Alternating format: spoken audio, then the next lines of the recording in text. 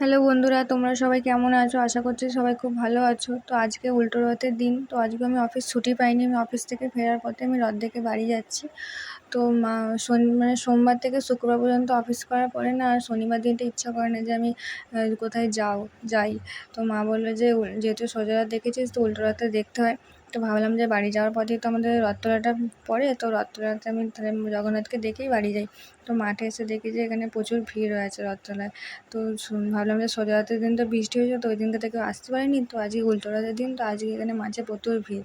তো দেখে মনেই হচ্ছে না যে এটা রথ পুজো হচ্ছে না মানে দুর্গা পুজো হচ্ছে, এত ভিড় আছে মাঠেতে।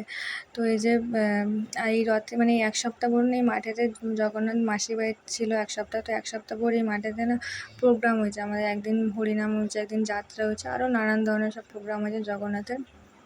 তো এই যে প্রত্যেকটা দোকানে সব দোকানে ভিড় আছে, সব জায়গাতে পুরো ভিড়ে পুরো ভর্তি। এই যে সামনে ওই যে রথ আছে, এই যে। তো এখানে ঠাকুরের মূর্তি বিক্রি হচ্ছে, এখানে আরও সব বাচ্চাদের খেলনা, আরও নানান ধরনের জিনিসপত্র বিক্রি হচ্ছে। এখানে মা কালীর মূর্তি আছে, বাবা শিবের মূর্তি আছে, তারপরে কৃষ্ণ ঠাকুরের মূর্তি আছে, সব ঠাকুরের মূর্তি আছে, ফটো আছে।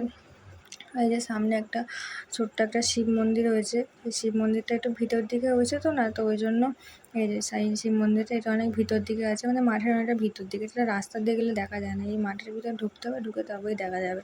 আর সামনে এই যে জিলিপির দোকান আছে। তো আজকে যেহেতু জিলিপি খেতে হয়, তো জিলিপি পাওয়া যায়, এইসব তো খেতেই হবে না। তো জিলিপি আজকে দামও অনেক বেশি, তো বাড়ির জন্য কিনে নিয়ে যেতে হবে, তো বাড়ির জন্য কিনে নিয়ে যাচ্ছি জিলিপি। এই যে জিলিপির দোকান সব আছে। তো বন্ধুরা, আজকে ভিডিওটা এই পর্যন্তই থাক। তো সবাই কেমন আছে ভিডিওটা জানিও। সবাই ভালো থেকো, সুস্থ থেকো।